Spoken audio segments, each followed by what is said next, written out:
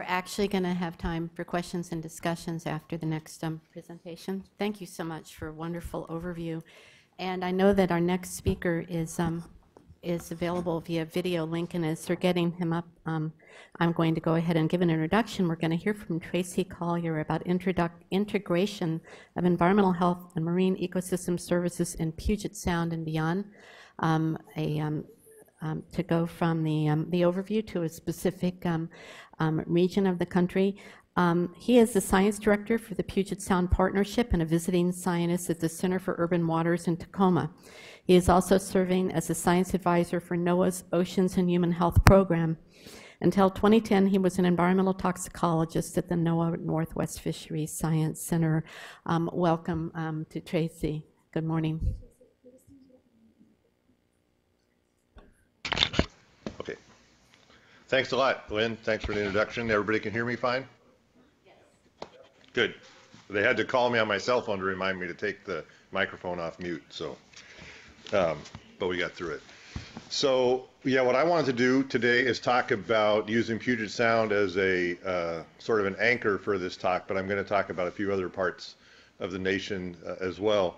As Lynn said in her introduction, I've just recently started this position as the science director for the Puget Sound Partnership, and one of the things that we've got to deal with is how do we evaluate the effectiveness of our actions, especially in terms of are we increasing the services that we're getting from Puget Sound as we spend a lot of money to protect and restore.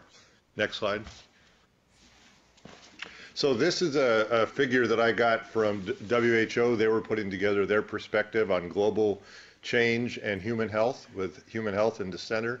And if you look around this, you'll note a lot of the issues of ecosystem services you've heard both from Lynn and from Lydia.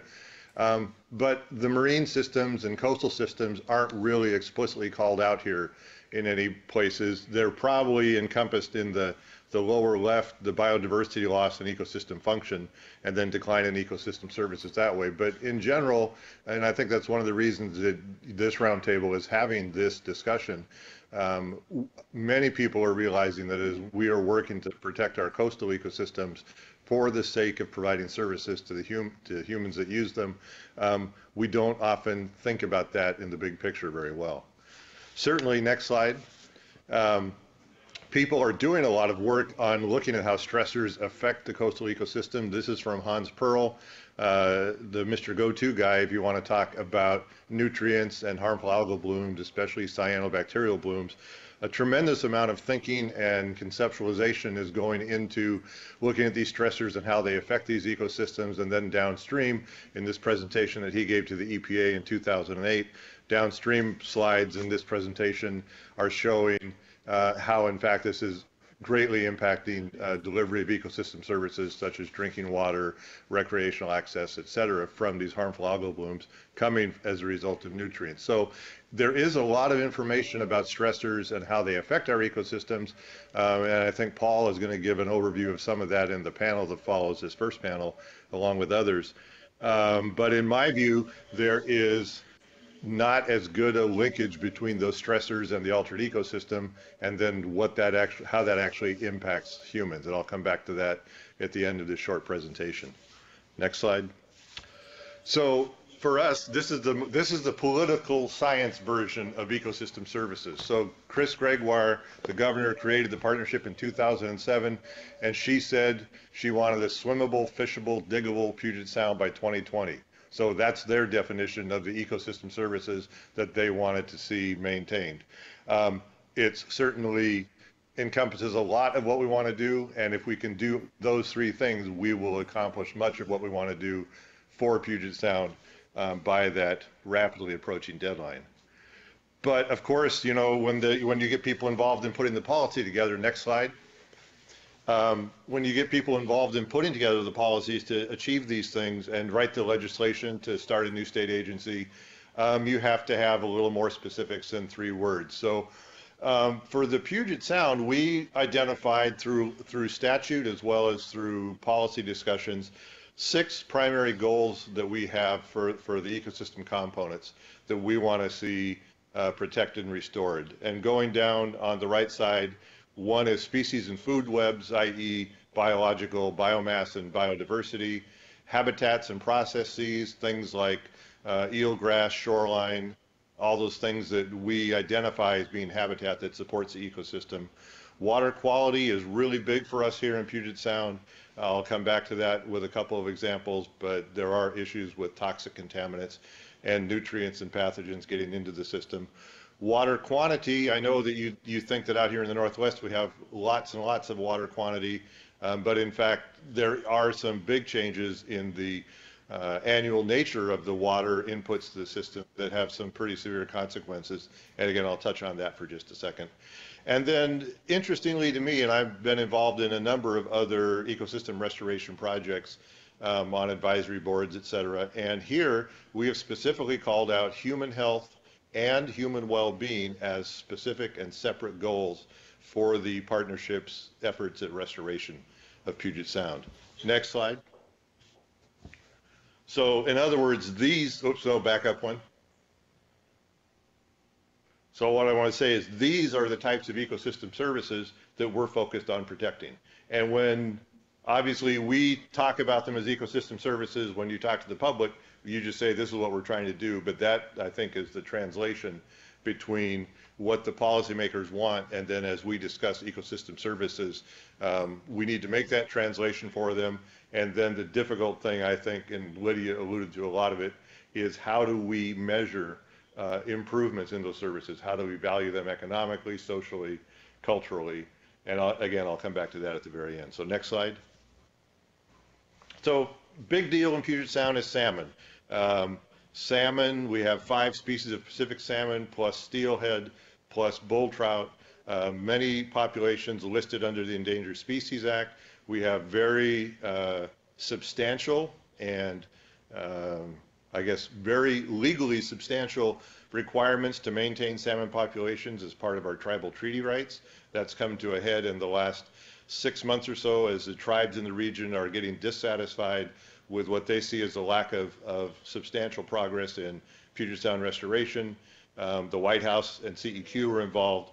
Salmon are really a huge driver. We've got many other things, but for this sake of this short presentation, I'll just touch a bit on salmon. We've got tons of habitat loss. That circle on the map, that yellow circle on the right, that shows central Puget Sound. All that red is areas of urbanization. That's Seattle down through Tacoma, where I am now. And as a result of that loss of habitat, there is many fewer places for the juvenile salmon to rear as they move out to sea. We've got increased inputs of toxic contaminants, and it's the central Puget Sound that's the most threatened. Next slide. The thing that makes Puget Sound unique among North American estuaries is that it was carved by glacial action, and is then a deep fjord with sills, shallow sills that really reduce water circulation at several points, and therefore it tends to be very isolated hydrologically. Because it's so deep and marine as well, many species and some salmon spend their entire lives, whereas most estuaries, animals go in and out at different stages of their lives. Here, animals can live out a several-year life cycle entirely within the sound. So it's isolated hydrologically, and to an extent, it's isolated biologically. So what goes into the sound as far as toxics tends not to flush out as it does in other estuaries. Next slide. So looking at salmon, these are salmon, whole body Chinook salmon up and down the west coast, so going from north to south, the Skeena up in British Columbia, Puget Sound right there in the middle, and Sacramento, San Joaquin off the San Francisco Bay. So these salmon, these are adult Chinook salmon out to sea 3 to 4 years, and you can see that the levels of PCBs in whole bodies in Chinook salmon are 2 to 3 times higher than they are for other salmon up and down the west coast. And again, most of these salmon live their entire lives out in the open ocean and not in the estuaries. But in Puget Sound, those animals that live in the estuaries tend to build up higher levels of contaminants. Next slide.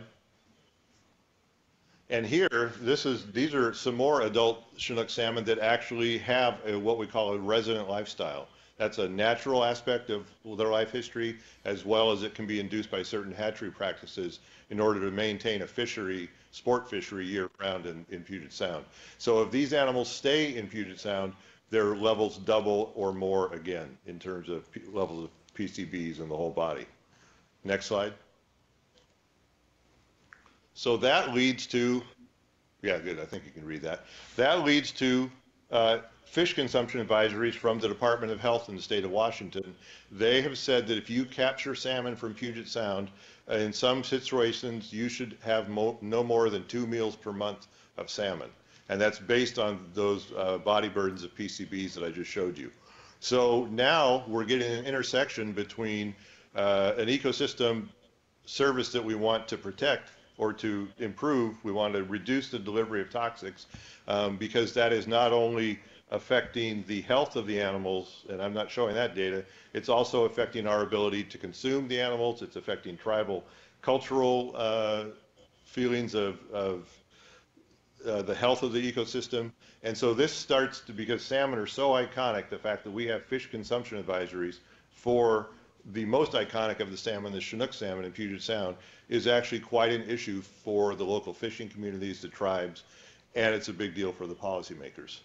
So now let me jump to another region and continue on this theme of seafood safety. Next slide.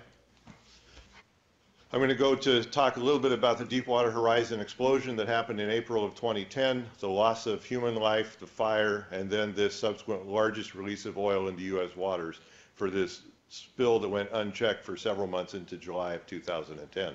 And what I want to focus on, there's many things to talk about on this, but what I'm going to focus on here for a few slides is the issue of seafood safety. Next slide. So this shows the sort of the orangey red is the maximum extent of oiling, and this is a cumulative satellite images throughout the Gulf over the spring and summer of 2010. And then the tan bars, the tan area that extends around that and farther south, those are the areas where the federal fisheries were closed at various points during the oil spill. And at the height of the closure, that represented about 1/3 of the federal fishing waters in the Gulf of Mexico. And the Gulf of Mexico, next to only to Alaska and the Bering Sea, is our richest fishery that this country has. So this was a shutting down of a major portion of the U.S. fishery supply for several months. Next slide. The difficulty with an oil spill is that it takes a long time to figure out, once you've closed it, how you can reopen it. You have to do extensive chemical and sensory testing. This slide just depicts the many hundreds of sites where fish were sampled. The color codes are for different types of sampling, but it was all based on establishing the safety of the seafood supply.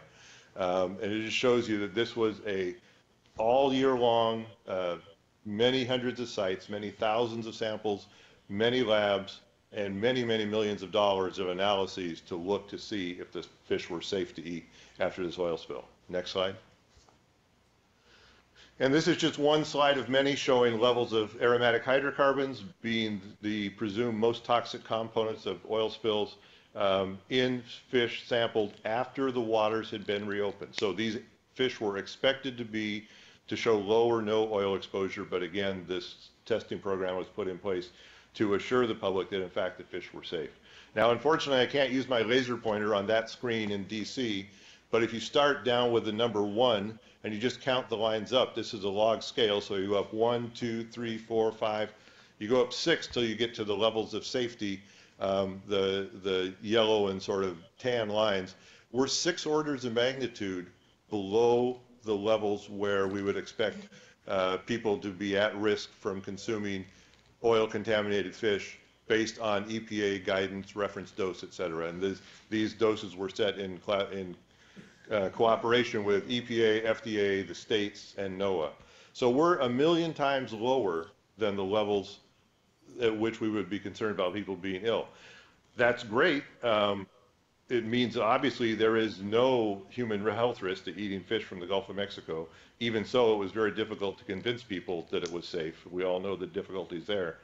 The thing to point out, though, is if we went up only 3 of those lines, 3 or maybe 4, and we'd still be 2 to 3 orders of magnitude below the safety limit, that's where the fish will start to die from the oil exposure.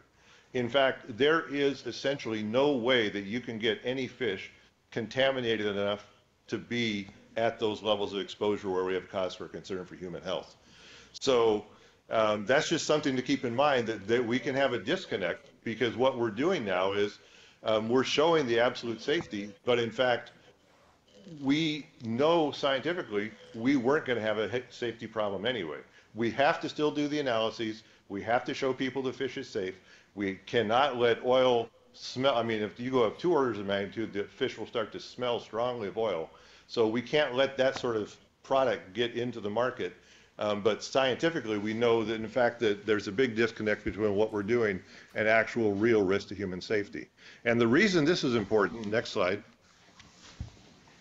is that we know, we think we know, let's put it this way, we're pretty sure that eating marine fish confers certain health benefits to people. This is a horrible slide with tons of assumptions that go into it, but basically, I use this when I don't have time to go through the various studies.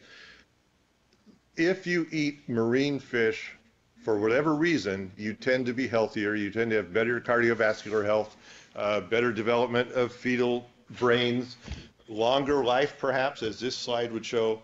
But the question is, when we shut down a fishery for something like an oil spill or for something like Puget Sound and these levels of PCBs that are actually pretty low, we're now removing a large part of a healthy food supply from people's diets. We're doing it, we're shutting down these fisheries or putting out these fish consumption advisories in order to protect human health, but I don't think we're adequately capturing the potential implications for human health in an adverse way when we restrict these things. Lynn, I know I talked to you the summer of 2010 when you had the IOM meeting on trying to determine the human health effects of the Gulf oil spill, and we had a discussion about this issue of seafood safety, seafood consumption, and I know that in the Gulf study they are now collecting as much information as they can on fish consumption so that they can determine how that might factor in, and I'm hoping that there will be enough good data collected there that we can see if there was a reduction in fish consumption below normal consumption rates after the spill, will we be able to have enough information to see whether or not that may show some health outcomes, either plus or minus.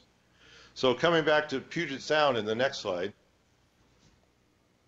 we've got the same issue. We've got people that are very concerned about eating fish, eating salmon, other people, we have third world people that don't speak English.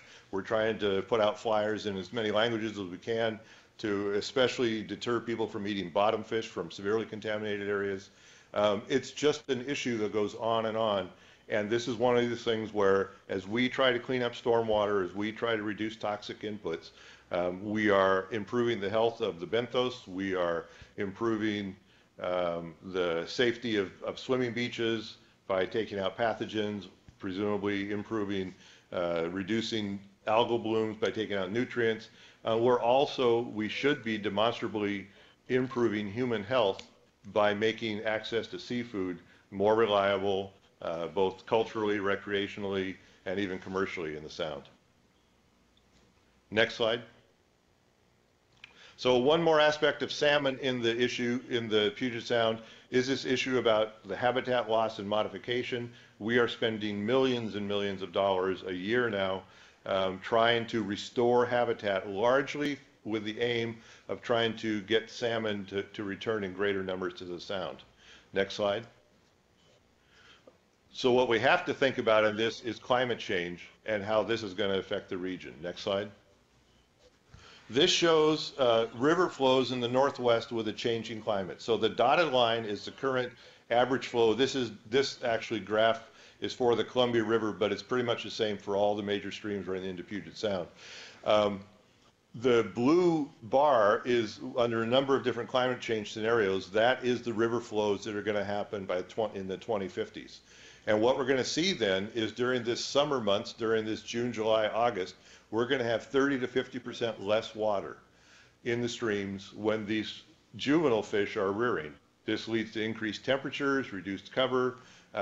We're going to get to a place where we're going to have more lethal temperatures and more problems with habitat that will not support the salmon as a result of less snowfall, earlier runoff in the spring, more rain-derived systems, less snow-derived systems.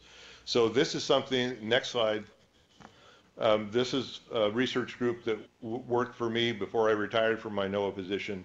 They are trying to predict for different scenarios, different stream systems in the Puget Sound Basin, how are we going to restore salmon habitat? Where are we going to have the worst stream flows? And what can we do? So for me, if we want to maintain ecosystem services in these sorts of regional recovery programs, and I know I'm speaking to the choir here, but sometimes you have to tell people, it really requires you to be planning for climate change. Next slide.